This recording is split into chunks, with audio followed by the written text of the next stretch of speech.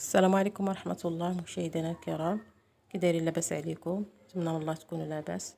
اليوم ان شاء الله نقدم معكم هذه الوصفة ضد السعال، رائعة ومجربة ونافعة بإذن الله. عندنا حبة البركة او الحبة السوداء او السانوج كنقول لها في المغرب.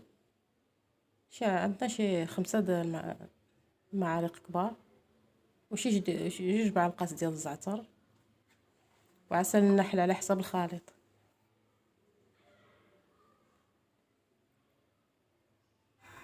صافي كنحمصوا شويه هاد الحبه السوداء، غير شويه باش ما تحرقش، وعلى نار مهيله. صافي ملي كتبقى كتحمص هكا شويه، صافي غير تشوفها كتطلع شويه دخان، هي راه دغيا كدير الدخان حيت فيها الزيت، حيت هي كتطلق الزيت دغيا كتحمص باش ما تحرقش. وراه كتجي رائعه المذاق ديالها، راه كلش كيعرفها وعارف المنافع ديالها، ولكن هاد الوصفه راه مجربه. صافي تنخليوها تبرد، حتى كتبرد وتنطحنوها، كنطحنوها مع الزعتر حتى كتطحن مزيان.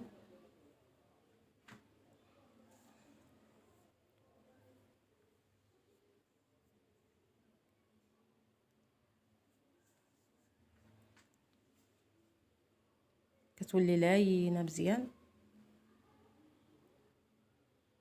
عاد تنخلطوها مع ديك العسل.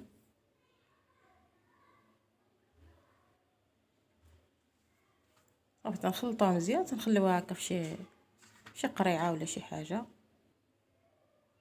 وهاد الوصفه هادي ما تدوزوش فيها 15 اليوم، واللي ما بحال دابا بقى راسو مازال ما براش يوقفها 7 ايام وعاد يولي يبدا، راه باذن الله مزيانه، راه غير سيمانه راه دغيا كتبان. راه مجرباها. وما تنساوناش من اللايك ومن ابوني وبارطاج باش تعم الفائده. والله يجازيكم بخير، كنشكركم بزاف، والله ولا يجازيكم. شكرا، السلام عليكم ورحمه الله.